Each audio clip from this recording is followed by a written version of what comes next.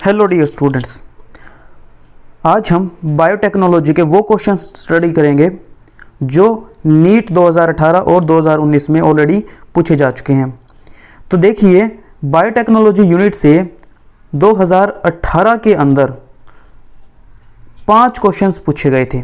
5 question बहुत हो जाते हैं बच्चों, तो 2018 में 5 क्वेश्चन पूछे गए थे और 2019 का जो नीट हुआ था उसमें भी बायोटेक्नोलॉजी से 5 क्वेश्चन पूछे गए थे। तो यहाँ से आप आइडिया लगा सकते हैं कि बायोटेक्नोलॉजी यूनिट है कितनी ज़्यादा इम्पोर्टेंट है। अब आपको क्या करना है, यहाँ पे मैंने दोनों के 10 क्वेश्चंस डाले हुए हैं। आपको 1 बाय 1 एक एक क्वेश्चन को सोल्व करना है। आपको सबसे पहले क्वेश्चन को अच्छे से पढ़ना है, उसके बाद वीडियो को पॉज करना है, आंसर करना है और उसके बाद प्ले करना है और मैं जो आंसर आपको बताऊंगा उसके साथ मैच करना है कि आपका क्वेश्चन आपने सही आंसर किया या नहीं। 10 क्वेश्चन कंप्लीट करने के बाद आप वीडियो के कमेंट बॉक्स में जाके मुझे ईमानदारी से बताएंगे कि 10 में से आपने कितने क्वेश्चंस को ठीक आंसर किया है। तो बिना देर किए बच्चों चलिए शुरू करते हैं। This is our first question. देखिए बच्चों, क्वेश्चन में क्या कह रखा है, a new variety of rice was patented by a foreign company though such varieties have been present in India for a long time. This is related to, क्या बोला है कि जो राइस की नई वैरायटी पेटेंट करवाई गई फॉरेन कंपनी ने। मैंने आपको बताया था कि एक अमेरिकन कंपनी ने राइस की वैरायटी को पेटेंट करवा लिया था, जो हमारी ही इंडिया की ही जो इंडिया की आप बोल सकते हैं इंडियन फार्मर्स ने जिसको तैयार किया था उसको अमेरिकन कंपनी ने अपने नाम से पेटेंट करवा लिया। तो वो कौन सी थी? So the right answer is fourth answer, basmati. Basmati rice was popular for its aroma and flavour, जिसको उन्होंने पेटेंट करवा लिया था। चलिए अगले क्वेश्चन की तरफ बढ़ते हैं। Okay, the correct order of steps in polymerase chain reaction is. PCR के ऊपर क्वेश्चन है बच्चों, बहुत अच्छे से आपको पीसीआर करवाया है। देखिए मैंने आपको सीक्वेंस बताई थी कि पीसीआर के अंदर 3 स्टेप होते हैं और उनको उसी सीक्वेंस में आपको याद रखना है। सो क्या होना चाहिए राइट आंसर? बिल्कुल आपका जो राइट आंसर है वो फोर्थ वाला। सबसे पहले होता है डीनेचुरेशन, जिसमें डीएनए टूटता है और ये 94 डिग्री पे होता है। उसके बाद होता है एनीलिंग, जिसमें आप प्राइमर को एनील करते हो, 2 प्राइमर को दोनों स्टैंड पे। उसके बाद होता है एक्सटेंशन, जहाँ पे आप टाग पॉलीमरेज और न्यूक्लियोटाइड्स को यूज़ करते हो, जिससे दोनों स्टैंड आगे बढ़ के कंप्लीट स्टैंड बन जाते हैं और आप मिलियंस ऑफ कॉपी तैयार कर सकते हो। So this is the right sequence that सबसे पहले होता है denaturation, then annealing and at last extension. Okay, अब अगला क्वेश्चन देखिए बच्चों, use of bio resources by multinational companies and organizations without authorization from the concerned country and its people is called। मेरा last lecture इसी के ऊपर था बच्चों और मैं आपको बता चुका हूँ कि अगर कोई कंपनी, कोई मल्टीनेशनल कंपनी या कोई ऑर्गेनाइजेशन विदाउट ऑथोराइजेशन यानी कि बिना अनुमति के कंसर्न कंट्री की या पीपल की, मतलब जिस देश ने उसको बनाया या जिस बंदे ने उसको बनाया है, उसके परमिशन के बगैर बायो रिसोर्स का अगर यूज़ करती है तो इसको क्या बोलेंगे? जैसे मैंने बताया था, अगर कोई किसी की रिसर्च को चुरा के अपने नाम से पब्लिश करवा देता है तो इसको बोलते हैं, right answer is biopiracy. This is the right answer. है ना इजी बच्चों, हम कर चुके हैं ऑलमोस्ट क्वेश्चंस। अब बढ़ते हैं अगले क्वेश्चन की तरफ।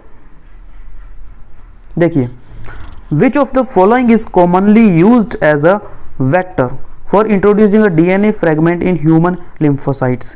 अब इस क्वेश्चन को आपको अपने नोट्स में नोट डाउन कर लेना है। ये क्वेश्चन हमारा स्किप हो गया था, तो इसका आंसर सुनिए क्या होगा कि लिम्फोसाइट को, ह्यूमन लिम्फोसाइट को के अंदर अगर हमें डीएनए को इंट्रोड्यूस करवाना हो, मान लीजिए this is a human lymphocyte और इसके अंदर हमें डीएनए फ्रेगमेंट को इंट्रोड्यूस करवाना है, तो ह्यूमन लिम्फोसाइट में हम एडीए प्रॉब्लम को रिकवर करने के लिए जीन को इंट्रोड्यूस करवा देते। तो लिम्फोसाइट को हम इस जीन के अंदर कैसे भेजते हैं, उसके लिए जो हम वेक्टर यूज़ करते हैं, सबसे पॉपुलर वेक्टर है third one.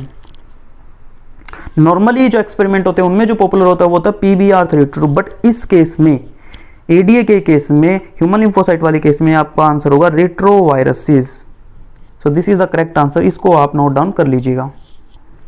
Let's move to the next question. देखिए बच्चों, कितना बढ़िया, कितना इजी क्वेश्चन पूछा है।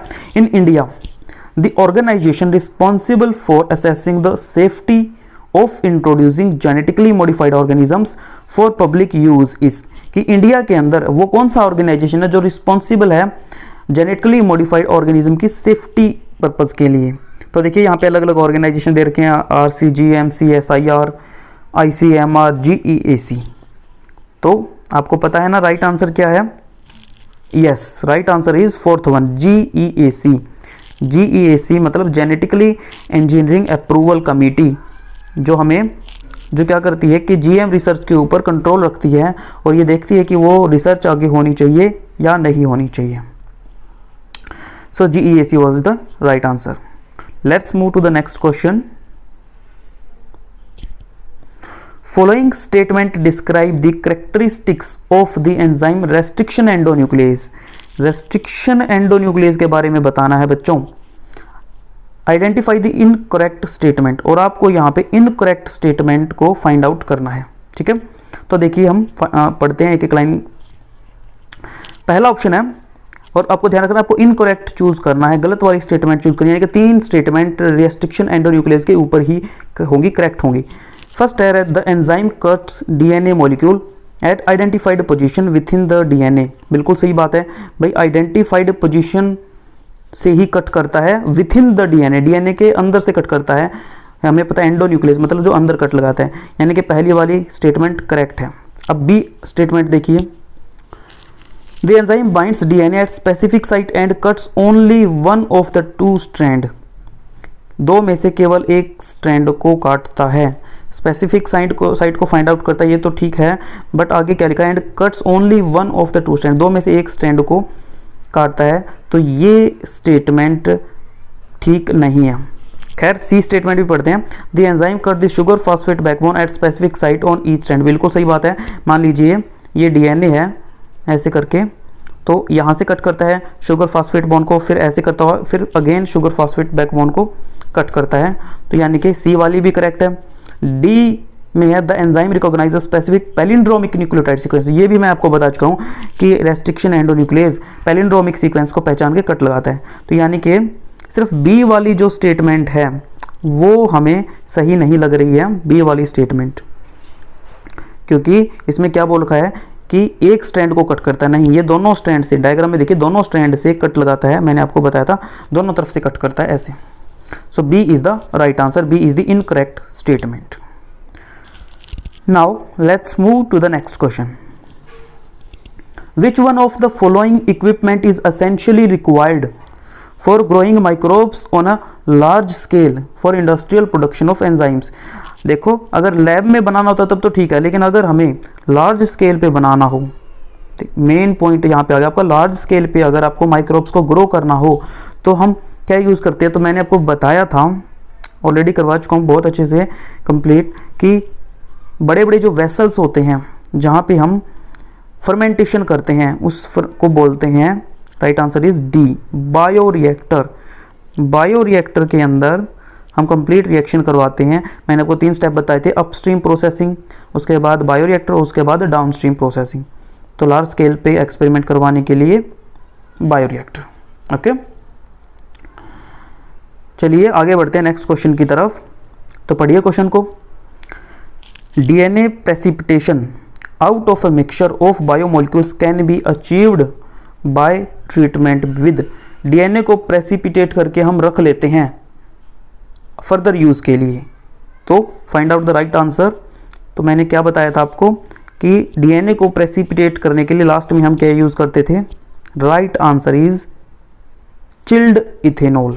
ध्यान है ना, चिल्ड इथेनॉल के अंदर हम उसको प्रेसिपिटेट करके और उसको रख लेते थे।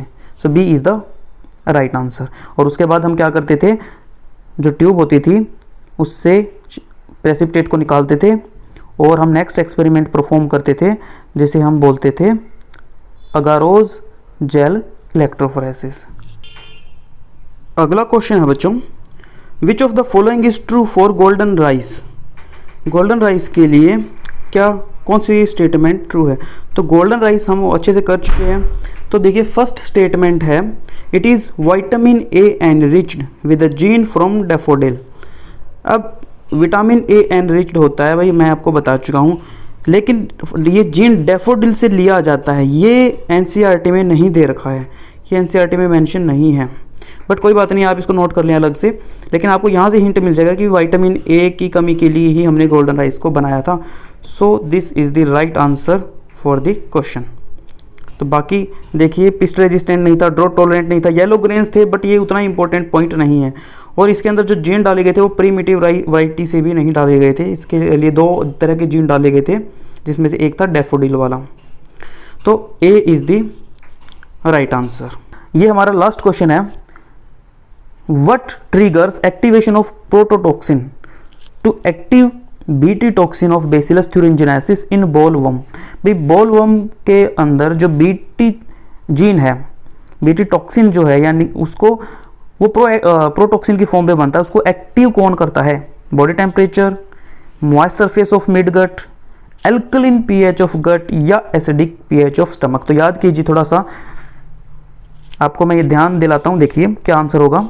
मैंने आपको बताया था कि जो बीटी जीन होता है, बीटी जीन एक प्रोटीन बनाता है क्राई प्रोटीन, लेकिन ये क्राई प्रोटीन इनएक्टिव होता है। ये क्राई प्रोटीन तभी एक्टिवेट होता है जब इसको मिलता है एल्कलाइन पीएच। एल्कलाइन पीएच मिलते ही ये क्या हो जाता है? एक्टिवेट।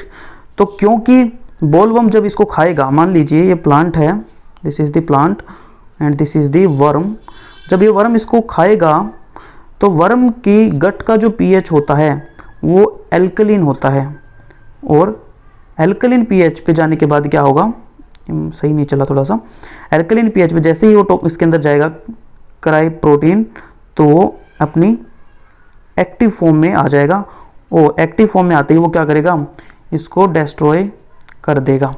यानी कि the right answer is alkaline pH of gut, C is the right answer. अब आपको कमेंट बॉक्स में ईमानदारी से बताना भी आपने कितने क्वेश्चन का राइट आंसर किया है आउट ऑफ 10। ओके, मिलते हैं किसी नेक्स्ट चैप्टर के साथ। Thank you so much.